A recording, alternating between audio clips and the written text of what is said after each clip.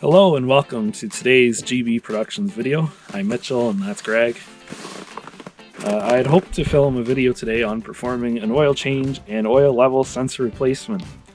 But while we were warming the car up this morning and moving some other vehicles out of the way, the coolant hose came loose and caused a potentially catastrophic coolant leak. I had mentioned previously in the introductory video that we had an intermittent coolant leak, so we had figured we had a small leak going on somewhere. Well, it turns out that one of the main coolant hoses to the engine came loose, as we'll show you on camera here. Take the camera. Right there. And appears to have drained out most of the coolant and overheated the engine. Since we were moving one of the other vehicles, I didn't notice what happened until I was walking back to the car and saw smoke coming out of the engine, which is probably steam. Steam, yeah. I quickly turned the car off and we have had it sitting for a little while now while we moved another vehicle and Greg got some supplies. We're now going to try and see what we can do in regards to fixing the hose that came off, refilling the coolant bottle, and trying to see if the engine will start so that we can return to our previously scheduled programming.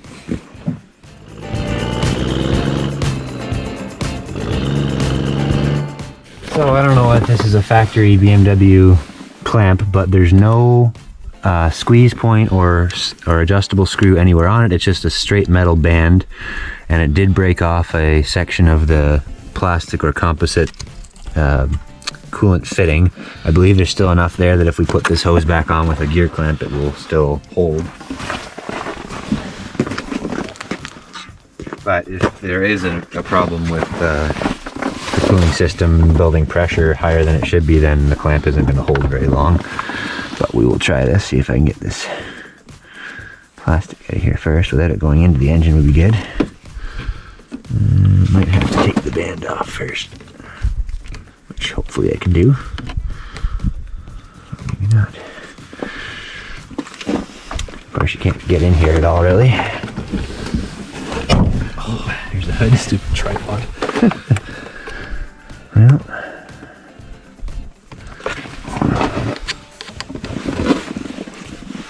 there we go. So that is all that holds it on. I don't know how that's supposed to hold anything. It does have a number on it there, so that's completely useless. So now I should be able to get this out of here. Yeah, it's like composite. Either that or it's completely broken down. I think that is supposed to be some kind of a plastic, but you can tell there's no structural left to it. So it could have been just that the engine got right up to temperature, and the cooling systems are supposed to be pressurized like 15 psi or so. Some of them are like 3 or 4, it depends on the manufacturer and the vehicle. But if that plastic fitting just became too weak to hold that kind of pressure, then that could be our whole problem. Now if the engine overheated, we could be looking at a head gasket job. Also, this is an aluminum engine, and so overheating it's very bad for them. And we could have warped the block, or the head, or both. Yeah. in which case we'd be buggered. Well, you're looking at either a complete rebuild or a engine swap, basically. That's assuming you can get a new head for it or a new block, which I'm sure somebody's either making them or can source them. I really wish I could get my hand in there, but you can't, and everything's covered in coolant. It's not a particularly nice engine bay to work in. Oh, this hose, the fitting there is supposed to be part of it. From like, you buy the hose and you get all that, and then the plastic fitting uncouples from the spigot into the engine. So that's what this band is all about. If I can get this hose to go over here, maybe I've made the clamp too small already. Or maybe it's just being miserable. I can't tell if the bottom's on or not, and I'm covered in slime.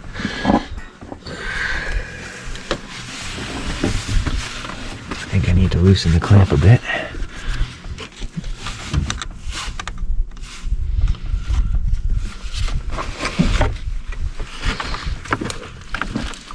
Okay. So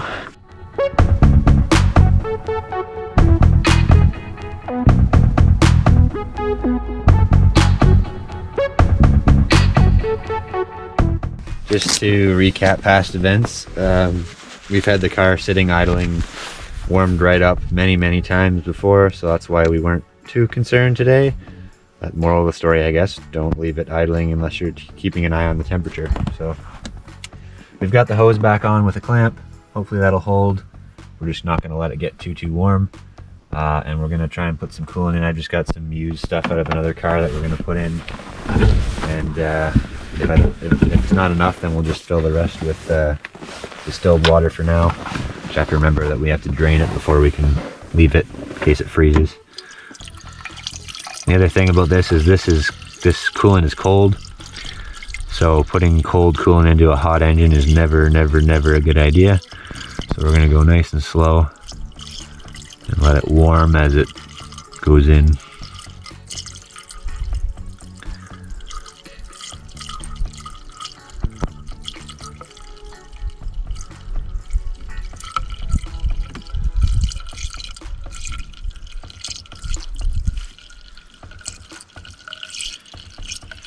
This is, of course, assuming that other lines haven't come off as well. It's actually got a little float. You see the little rod coming up? Yeah.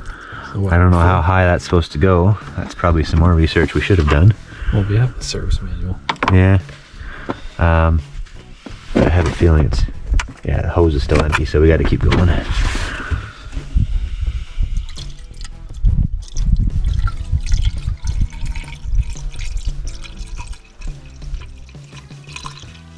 Actually, right here, it's giving us some information here.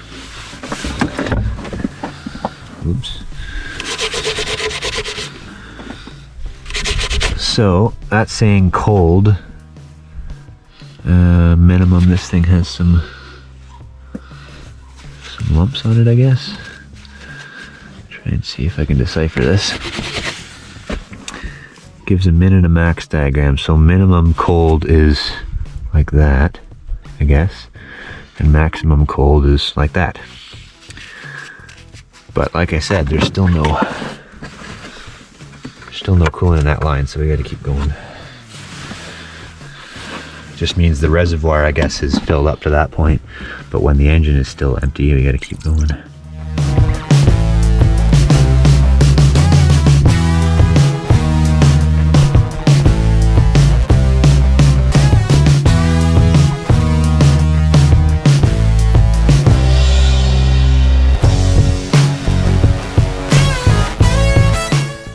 There's a little bit in there now, at least. But I think we're still gonna need some distilled water, I think.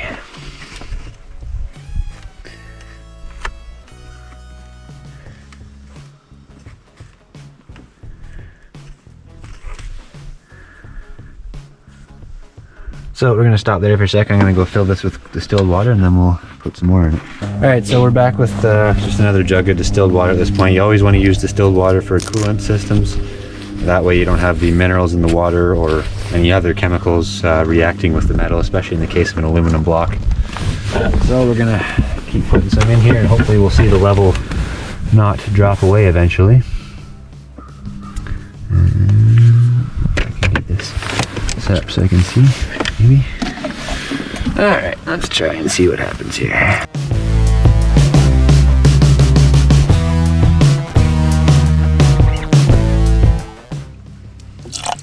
Smells like Tide. What's in a Tide bottle? I'll give your cooling system a little clean out. The biggest thing here is you don't want to let this water freeze. If the coolant ratio is not, I don't know which way you want to say it, high or low enough, we've got a coolant tester somewhere around here that we can test it once we get it running and make sure that it's actually okay. And if it's below a certain or above a certain temperature range, then we'll have to dump it so that it doesn't freeze and damage more parts.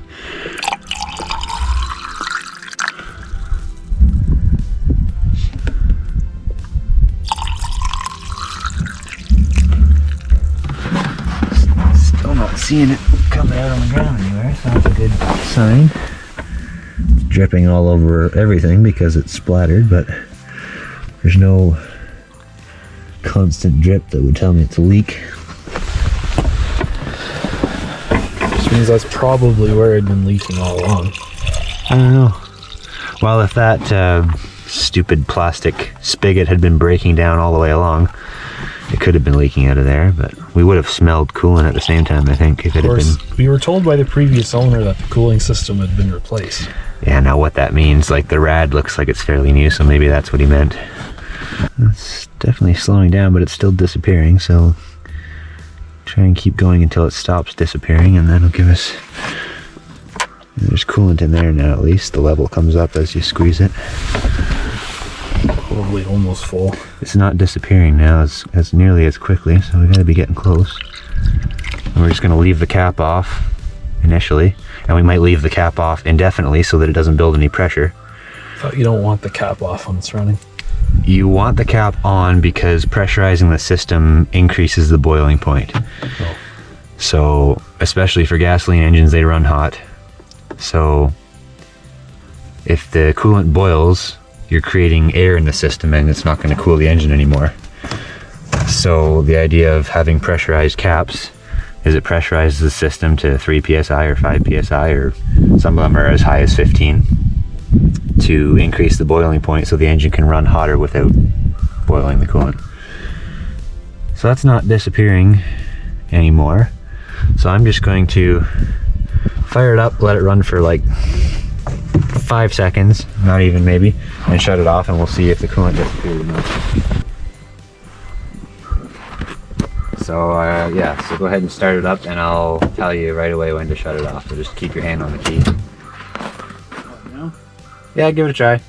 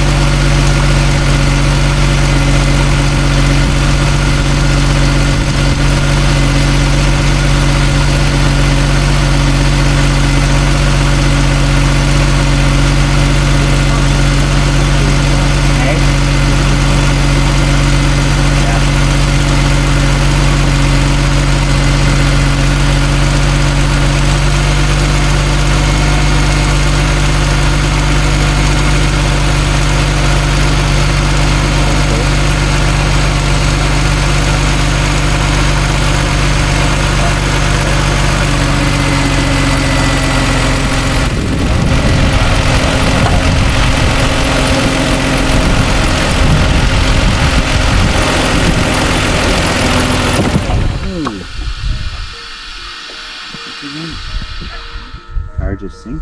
I just killed it.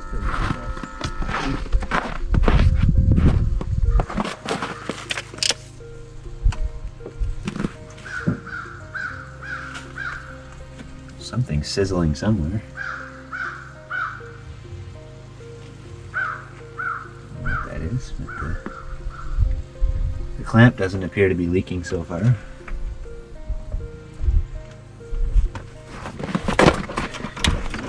Just stay there because we'll start it up again in a sec. Okay.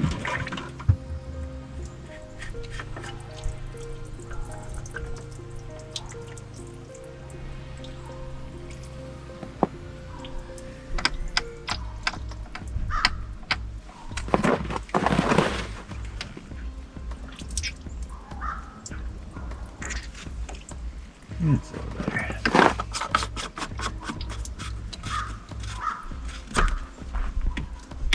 Alright, fire it up again.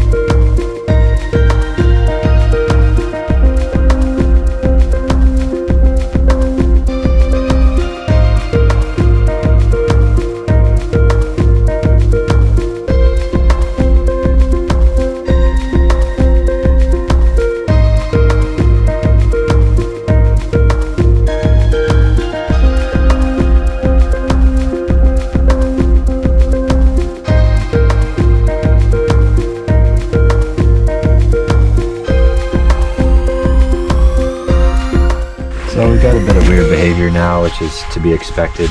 We don't know what the initial problem was. If the spigot was just broken down enough that the pressure of the system caused it to fail, dump the coolant, that's why it overheated.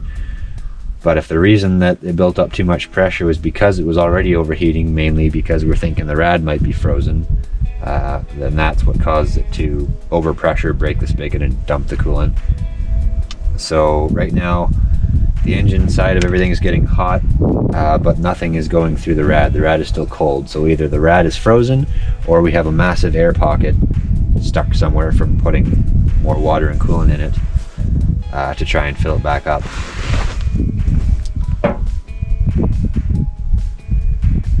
So I guess what we should try and do is run it again with the cap off, and I'll stand here with the jug of coolant, see if it pushes a bunch out, and then we get some air, and I'll put more water in right away and try that, I guess. And if that's not seeming to work, then it could still be that the rad is frozen, and in which case that's just going to be a time thing to try and let the engine heat melt. I think based on how warm it is in here, I don't think the rad's frozen, but anything is possible if the previous owner didn't have the correct ratio of coolant in it.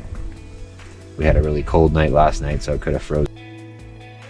Yeah, so let's try to run it again and let the level come up, and if there is an air pocket, hopefully it'll push it out as the engine warms again.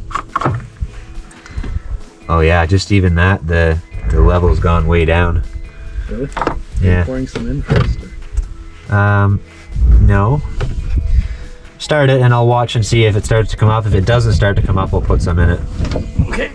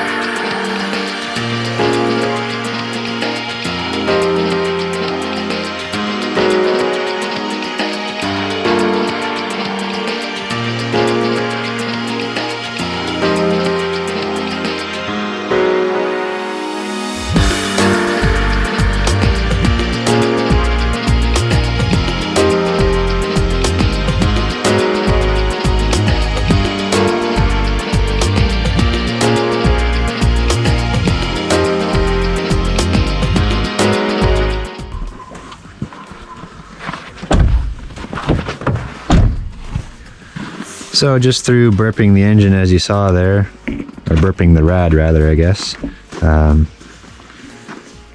got quite a few air bubbles to come out and put a bunch more water in, and then now the coolant is circulating through the rad, and the temp gauge never went above where it's supposed to be in all that time. So I think we've got it. Now whether there is any internal damage to the engine, we won't know until it gets some highway time. A lot of times something like this happens and you think it's okay, but it turns out to be a engine longevity kind of ordeal. So we're gonna let this sit a little bit, and I'll check the coolant once more before we're ready to move it and hopefully do an oil change today. Now, considering that the engine's already at 300,000, there will have to be a rebuild at some point in the near future. But yeah, that should do it. So we're very lucky.